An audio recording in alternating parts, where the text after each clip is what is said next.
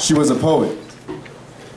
From the black clouds of her curls to the dew-kissed heels of her traveling verse, she strut with the freedom and force of undecided purpose. She was loud, standing atop subway soapboxes, shouting words into the bowels of this earth for the sake of us all. Come on, poet, don't be nice, poet. And I saw the people's praise. She had hair that exploded out of her beautiful mind like the dying star we traced the existence of galaxies to.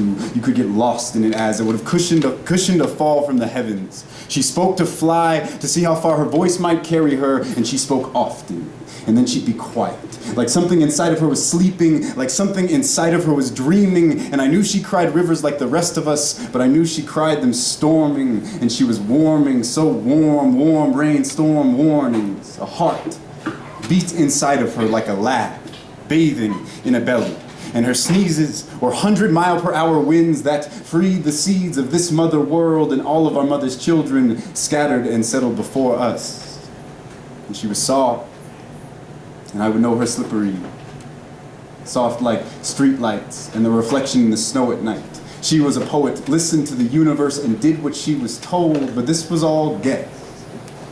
Speculating constellations and the patterns in her face. I painted her unknown parts in something wet and fearless, and on this fate-filled day, she would find meaning in the patchy chest hairs of this boy she might help make a man, pressing her ear to its touch and tickle, to listen to my heartbeats whisper, whisper, and she'd whisper back, go on, poet. Don't be nice, poet. And for a moment, I was sure I'd fallen in love with a poet.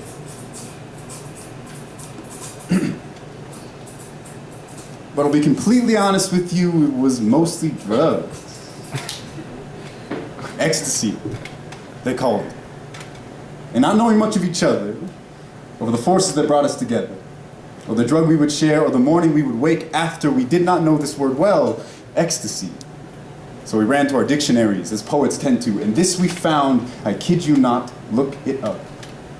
Ecstasy, which was described in the simple terms of its pages as the mental transport or rapture from the contemplation of divine things.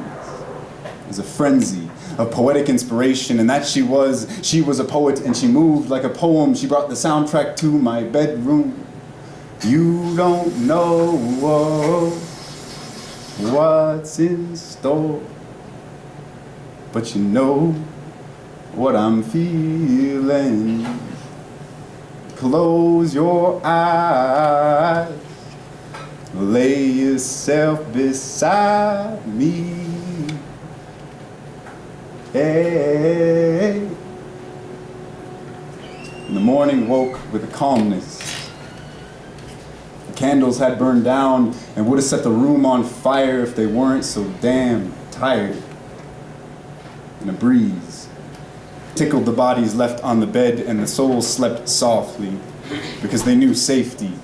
And the soul slept soundly because nothing need be said. Then she rose, gently gazing briefly at the overcast of the woken day, looked out the window framed by the mist and flames that rose from our bodies, and she said, damn, it's sexy outside.